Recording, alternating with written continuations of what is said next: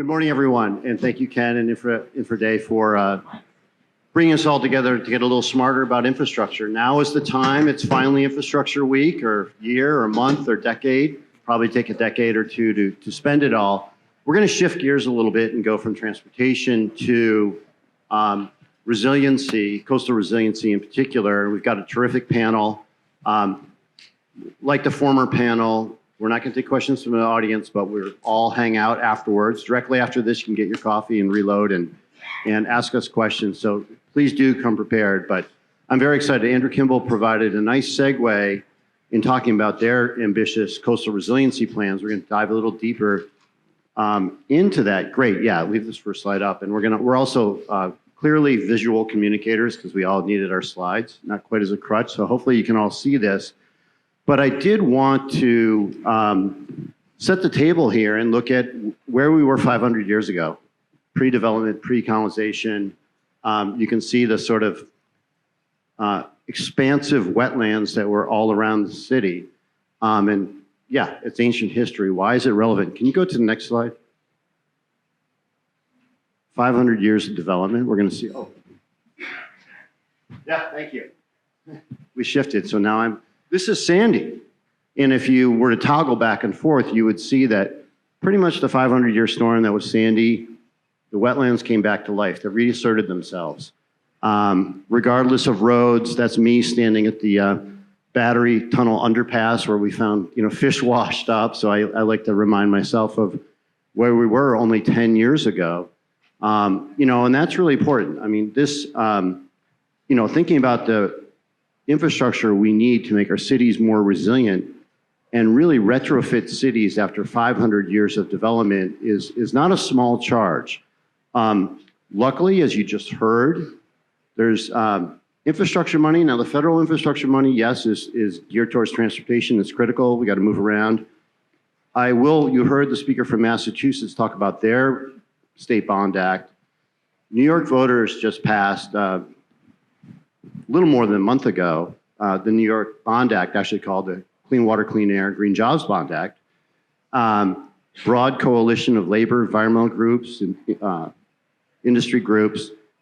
And a lot of that is geared towards just this kind of infrastructure you're talking about here. $4.2 billion in state money that's going to be used to match federal money. So it is very encouraging. Let's see if I can demonstrate good. There we go. And it's important because you can see here, and I want to give credit to a lot of folks, including DEP, who produces a lot of these maps, but also my colleague Amy Chester, Rebuild by Design, who just put out a great report called the Atlas of Disaster. Nice late bedtime reading, but she mapped out disaster frequency declarations, federal declarations, over a decade, a little less than a decade, actually. And every county in New York had at least 2 disasters for flooding. Every single county. And 60% had more than 5 declarations. That's just in a decade. It's basically every other year. Pretty astounding if you think about it. And it's not just New York. So again, Atlas of Disaster. 90% of the counties in the states had at least 1 declaration in that period. So it's a widespread issue. We're here talking about Infraday Northeast. So the East is getting more rain and wet, so that's going to be an even bigger issue for us. You can see the Great Basin pretty much had no flooding disasters, as you would expect. So that's what this panel is going to dive into today. I want to start with the MTA, and let's see if this works. You should have one last thing. Yeah, go back a slide, sorry. Thank you. And credit to Angela and her team who put out this map. We're really looking at what's going to happen in 10, 20, 30, 40, 50 years. All of us are in the infrastructure development business. That's tomorrow. You think about developing a plan, developing designs, getting the money together. And this is what they put out, 2080 flooding in New York City with a little less than 5 feet of sea level rise and 3.5 inches per hour rainfall. Again, credit to the city. You can see this is combining overland flooding it's hitting a lot of the city. So pretty much every single neighborhood, even those with heights in the names of the neighborhoods, is going to be affected. So it's a big task, but luckily we have some experts here to deal with it. So I want to start with Amen. Thank you for advancing the slide. He is the Senior Director of Engineering and Construction at MTA Construction and Development. Welcome. Thank you. And my question to you is, the MTA is clearly the lifeblood of our region. In our economy and life, your work has involved hardening, adapting critical MTA infrastructure in response to Hurricane Sandy. How are we doing it 10 years later? And tell us some of the interesting things that you've been up to. All right. Good morning. Good morning, everyone. Thank you for the question and thank you for the introduction. So I think we're doing great. We have done a lot of the work that Sandy requires, or hurricane fortification and mitigation requires. So I'll take you back 10 years ago when Sandy hit. So the first thing that the agency had thought about at the time was how to respond. First, how to recover, how to go back to its core mission of connecting New Yorkers and connecting folks in the region. Right after that, the senior management at the time started thinking about the resiliency aspect. How do we prevent this from happening again? And the term resiliency and MTA, they kind of familiar with each other. We've seen a lot of abnormal events where the MTA had to respond quickly, recover, and then build systems of resiliency, whether it's September 11th or a flash of flooding in 2008 and 2013. And then Sandy was the last one. So I do remember Sandy. I had moved to New York a week before Sandy to Shore Parkway in Brooklyn. So my apartment was a ground floor, so I saw about 11 feet of water in that apartment, all the cars like underwater. I surfed out of my apartment at the time. So I guess that would what qualified me to go to Sandy with the MTA. Since then, I was one of the core members of the group that started the resiliency program while the agency was really busy trying to recover, fix, if you guys remember, the Monaco Tube and a lot of other assets. We were charged with inventory our asset, inventory all the different areas where we're vulnerable to floods. We used at the time, we did not use the FEMA maps because they weren't as accurate as it should. We used the slosh map, and we came up with a design criteria. We developed a design criteria for all of our infrastructure, how to make it resilient. Once we inventoried all of our infrastructure, we started thinking about the challenges that we have. How do we actually start implementing resiliency measures on an active subway, and with all the operations, with the restrictions that we have, with the different, like introducing a new class of infrastructure to something that existed since 1910. With that comes some structural challenges. How do we fit those solutions? How do we build them? How excessive they would be? Also some challenges related to maintenance. So there was a lot of research and development, I would call it, which isn't really something that we do in the public structure in the public entities that often, but we've done a lot. We relied and leaned on the expertise of a lot of our engineers and the user groups and the people that run the subway to learn about the subway first, and then come up with ideas how to actually protect it. So we came up with a resiliency program. It's about a $4 billion program. It's towards the end of the program. Right now we're fortifying the yards and some other stuff that we didn't really fortify, or we kind of figured out and documented through lessons learned. And we came up with a lot of solutions, solutions that were mainly passive. We were looking for passive solutions that does not require labor power to deploy, does not require a lot of time to deploy. So you can see through the slides, we've done a lot of work. If you walked in the city and you saw the ventilation batteries that either do natural ventilation for the stations, or they're connected to fan plants to actually exhaust the tunnels, those were fortified with something called a mechanical closure device that takes 1 minute to deploy and is completely power-free, does not need any power, and is very fast to deploy.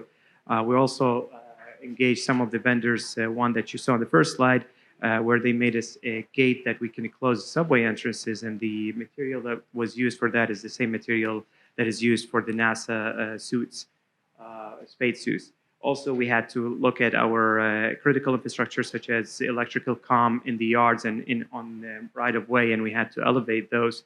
And then we had to look at the system as a whole and figure out how to actually build safety in the system, and kind of a belt and suspender system where if something fails, we can actually, something else could pick it up, and we can kind of avoid having an issue like happened in Sandy. So a lot of the buildings and structures that we fortified were actually equipped with the emergency generators and with emergency systems that can kind of pick up where the others might fail.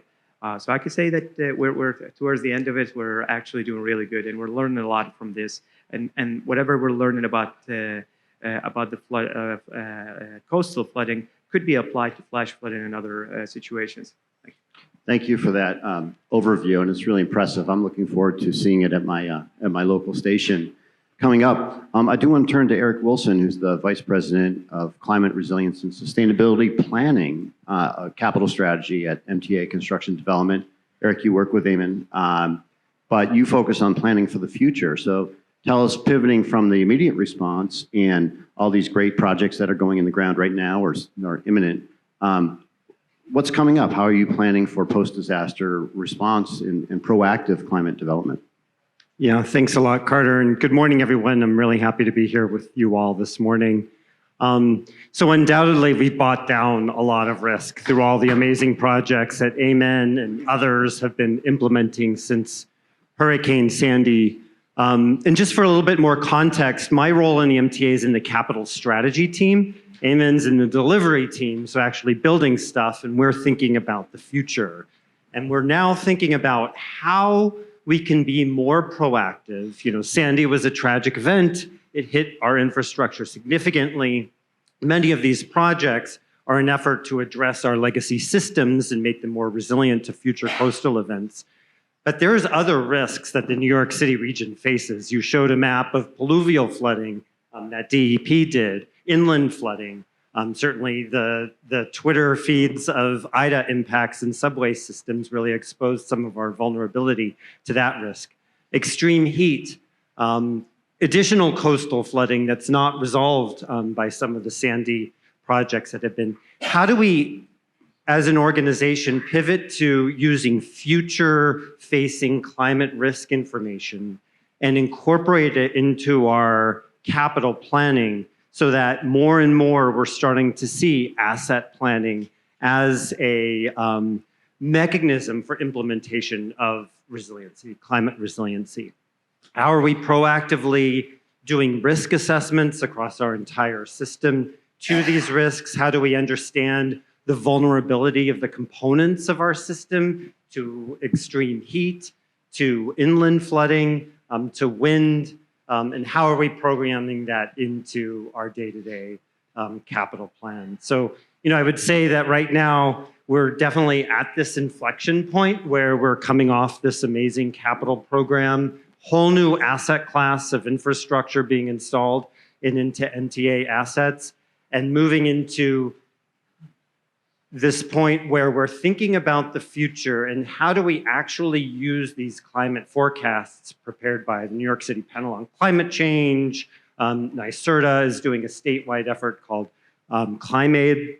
How do we use that information in informing our capital program and design standards going forward? Thank you, Eric. And I know a key part of your work and a big mind shift, I think, for a lot of agencies who are tasked with very specific projects or program sectors.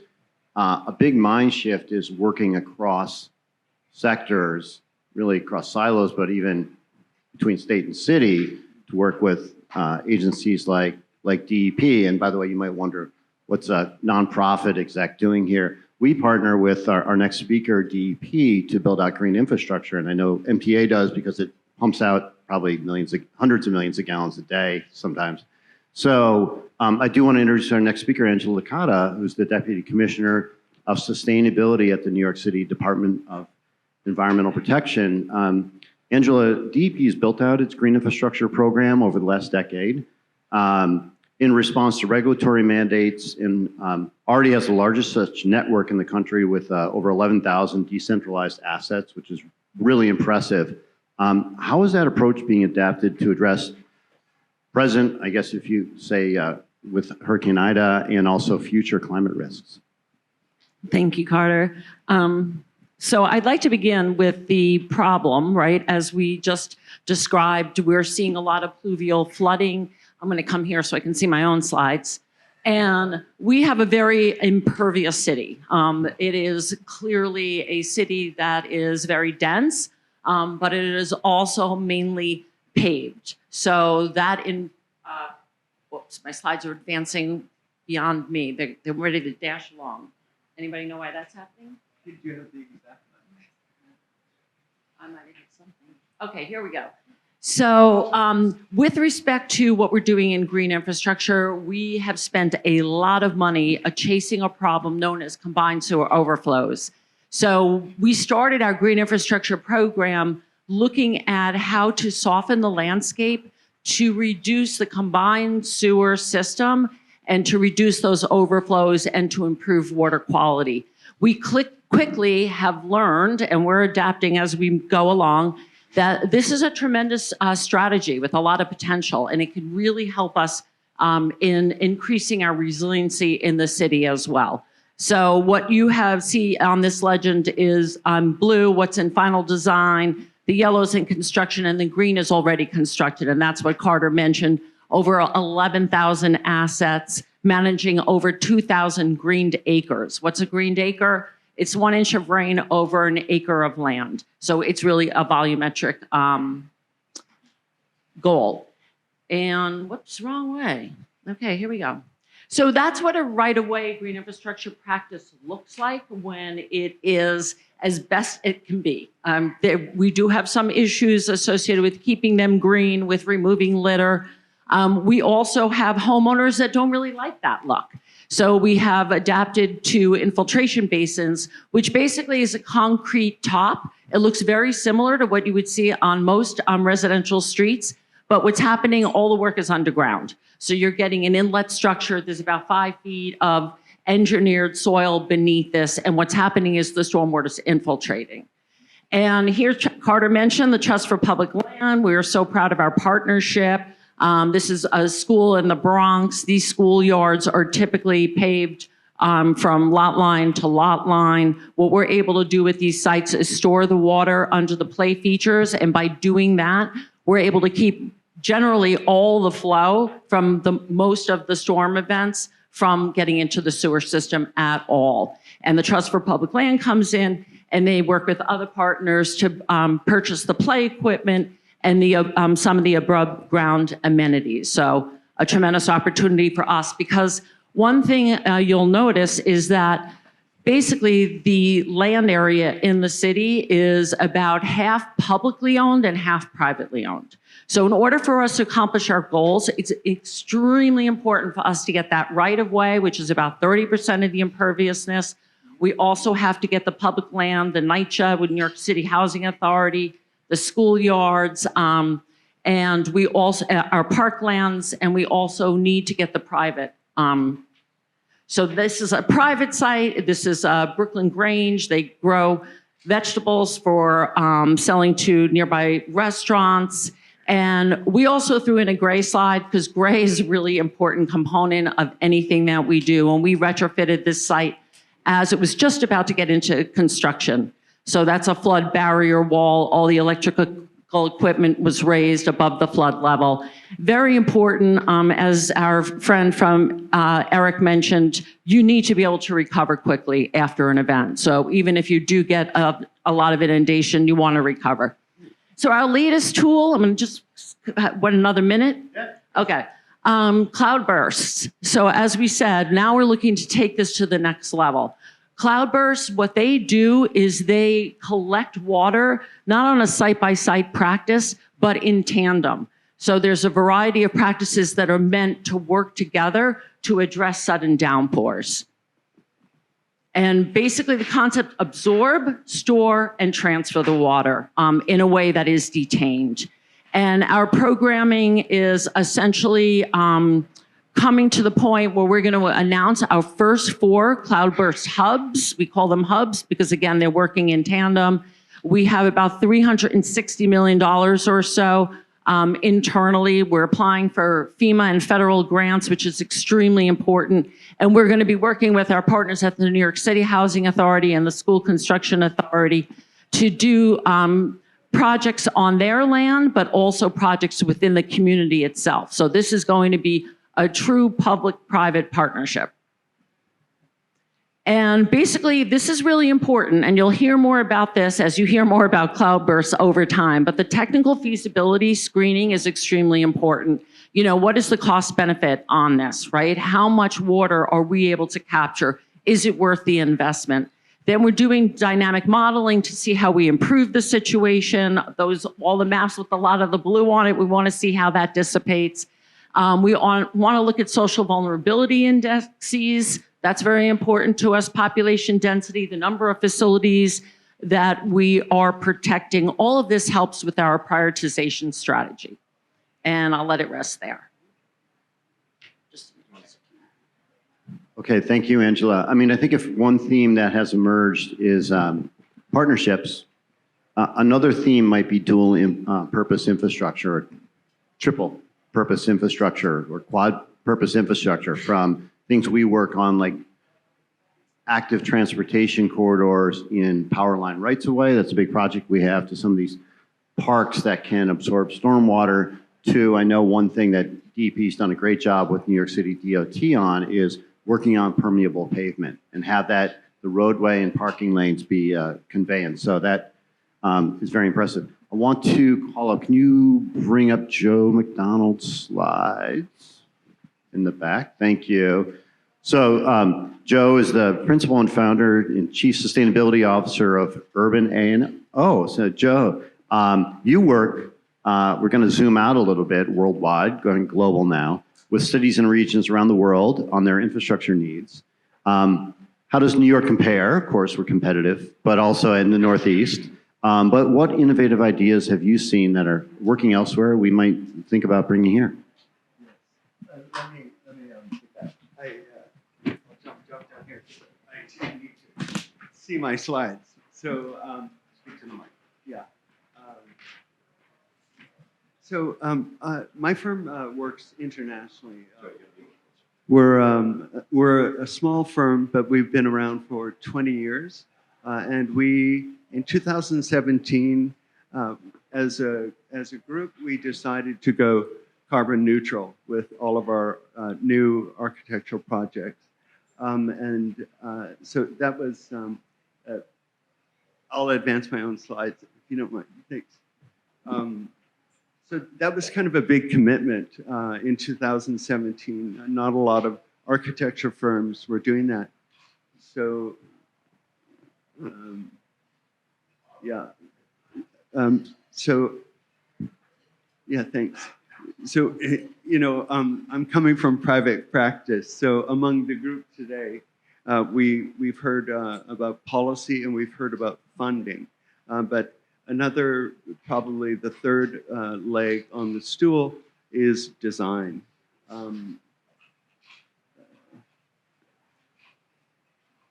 So this is clear, these projections. I attended COP26, I attended COP27, I attended Davos, and I attended COP15. And we just simply we have the political will to stop climate change, but we face oil and gas, which is probably our biggest problem. So, of course, this is a very well-known image. The problem with the problem that we're seeing here is the Lower East Side. And now we have to talk about equitability when we talk about rebuilding. So I'm going to compare. There are two schools of thought in design around climate change. One is represented by big U's, break fronts for Manhattan, Lower Manhattan. And the other one is a little bit more controversial, and that is just to simply adapt and let the water rise and use marshlands and salt-tolerant plantings and just live with it. This is I'm on faculty at University of Pennsylvania, and this is a conversation that we have been having with MIT. So yes, of course, here are all the designers that are involved with Big U.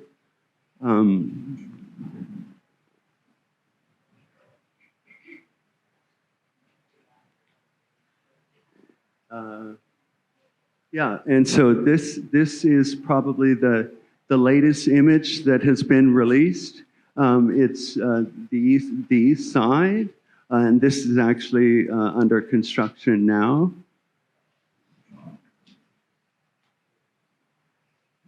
And here is here was the overall general map prior to implementation. So every architect is trained to love Jane Jacobs on the right and to dislike Robert Moses, the power broker, on the left. Big has a different view of the two of them. They believe that the solution is a combination of Robert Moses and Jane Jacobs and their writings. So we don't really have time to go into the details, but each segment has very unique and distinct design elements to it, and that's where design has become a really relevant part of the project. Lower, and then now we're focusing on the east side. So I have to move a little more quickly here. All right. So generally 6 components, because I want to get so here, this is under construction now. I want to get to the global aspect of it. So here's the studio program at University of Pennsylvania. Planetary boundaries. This comes out of a group called MISTRA, the Stockholm Resilient Institute. Now, my firm partners with MISTRA on our projects, and we use them as we collaborate and create it's a think tank between the two groups. Urban A&O is basically a research-based firm. So what does the future architecture look like if we believe that we're going to just let the sea levels rise? So when this student presented their work, I have a dozen examples, but when this student presented their work, the critique was, well, what about constructability? Well, constructability on this project, it's a very simple answer. It's naval architecture, which has been around for a century. So and then if you look at the landscape, it's all salt tolerant marshland. So the student actually handled that question really well, I think. So the future of architecture will just simply adapt to accommodate a new life. So in my view, in the United States, the 2 most progressive agencies are NYSERDA and the Office of Boston Mayor Michelle Wu, and her commitment to the Green New Deal, and both NYSERDA's targets and Michelle Wu's targets are a decade ahead of any other city or agency in the U.S. And then we have to go to, this is an obvious one, Amsterdam. So we already know that Amsterdam is, the majority of it is underwater. It has the most sophisticated breakfronts in the world. Much of Big U's proposal for Lower Manhattan was based on Amsterdam. It's not glamorous, it's not urban. The Netherlands presents a very different condition than Lower Manhattan. but still the solution works. And so, of course, we end on a plug for Urban A&O. So I'm presenting very quickly a project that we just designed and won an award for. So this is a data center in Helsinki. We call it the Helsinki hybrid because it combines the following. It's organized around temperature and humidity. So the data center is hot. The next the data center is hot. The next layer is vertical farming. We're heavily involved in vertical farming, which is soilless aeroponics. So it produces 350 times the traditional farming in the ground. And of course, with ground temperatures in the EU and India exceeding 40 degrees Celsius, it is the solution. It is the future of produce. Okay, and then in this case, the produce is sold in the marketplace down below. And so that eliminates scope 3 emissions. And then the final component of the project is that there's the heat reuse from the data center goes into the greenhouse, which circles the building up to the top roof deck. And so this will be the first, typically data centers are carbon neutral because they're so hot. But this will be the first data center that is less than net zero. Thanks. Thank you. No, that's all right. It's fascinating. I think it's interesting if you zoom out a little bit to think about how Europe is space constrained and they're making the most of their alternatives to landfills, meaning like waste energy facilities. I think it's Copenhagen that has like the ski hill built into their incinerator, which is a pretty cool idea. And so it's a popular recreational area. Zooming back in time to sort of what happens when you have a disaster, what do you do? I do remember that post Sandy, Lower Manhattan had over 100, generators. And I don't mean the generator you pick up at Home Depot. I mean a truck-sized generator. And it was a big air quality issue. I think Angela and I were, monitoring air quality, which is not so great, but we had to do what we had to do to keep those buildings running. So I'm pleased that we have Mark Wilton, who is the Director of Sustainable Energy at Sunbelt Rental Power and HVAC. Mark, take us back to that time. What can we do to prepare ourselves? We've staged a lot of things, but what is the rental equipment industry doing to support climate resilient infrastructure? Thank you. Good morning, everyone. And I'm between you and coffee, so I will be brief. We in the rental industry have a lot of experience in responding to disaster response, both big and small. So whether it be a home, maybe a sprinkler head has gone through, or something like Sandy. And as you said, Carla, we supply a lot of generators. We also supply a lot of drying equipment, a lot of material handling, as well as aerial access equipment in response to any of those events. So one of the things is planning. If we can plan ahead together, then we can have a response program and a plan that makes it easier for us to put things in place. But also it means that we're driving trucks less far, and we're also starting to think about how we can lessen our load when it comes to emissions. So the thing that segues into is rental is a shared economy. So if you own a piece of equipment, as we own thousands of generators, for example, then we can make sure that embodied carbon footprint of that piece of equipment is shared amongst many, many, many users. So with your resiliency plans, if you are considering renting equipment, that then just as a get-go starts using less emissions, and we can also track the carbon emissions. So the other thing is back to the planning for a moment, and that is we can also we can size equipment appropriately. So one of the things that we're doing right now, and we have many, many customers who have got 2035, 2040, 2045 goals.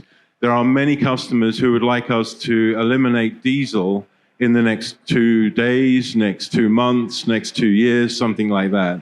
We're going to have generators for a very, very, very long time. And there are ways that the rental industry is coming up with innovative ways. But it really starts with if we're job sizing those generators correctly. In some cases, we can put 2 generators or 3 or 5 together.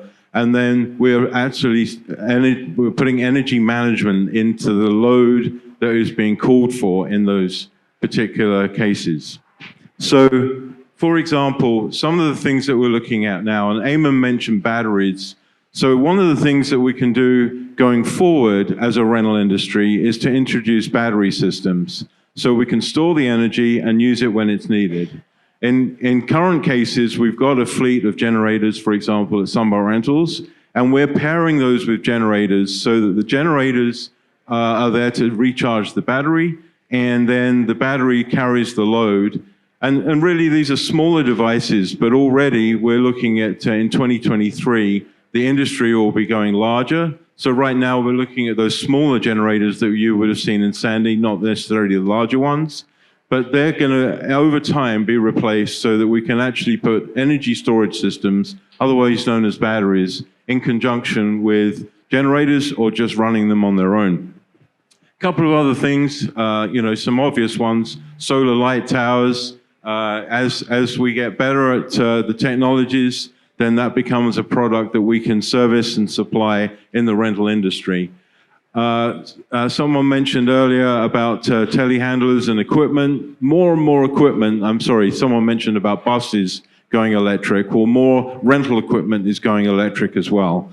So it's not necessarily this is wholesale today, but as we evolve, as we take ownership in our own goals towards reducing emissions, then rental fleet will become more and more something that will be very serviceable. It's a shared economy. It's a circular economy. So there's lots of savings there in terms of emissions, but also the equipment that we're supplying.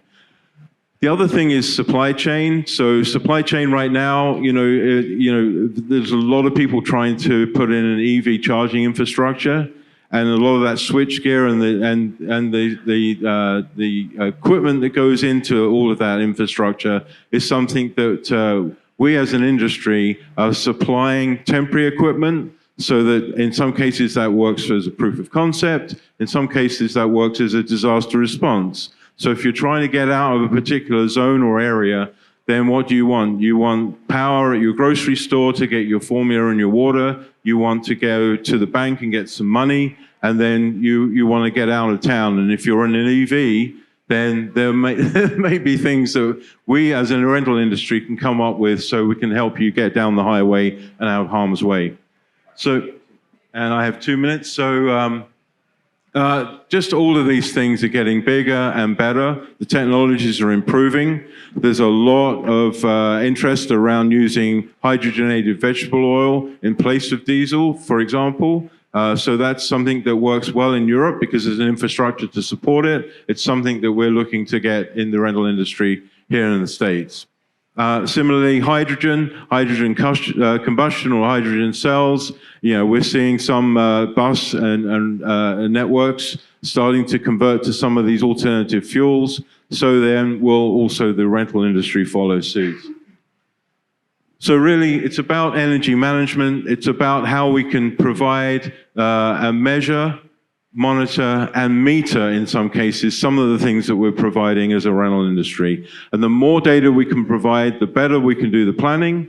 And then also, while during the rental, we can also monitor, perhaps switch, turn down engines, stop idling equipment that's just sitting there idling, and then be very successful in terms of managing the energy consumption on any one of the projects. Thank you all. Thank you, Mark.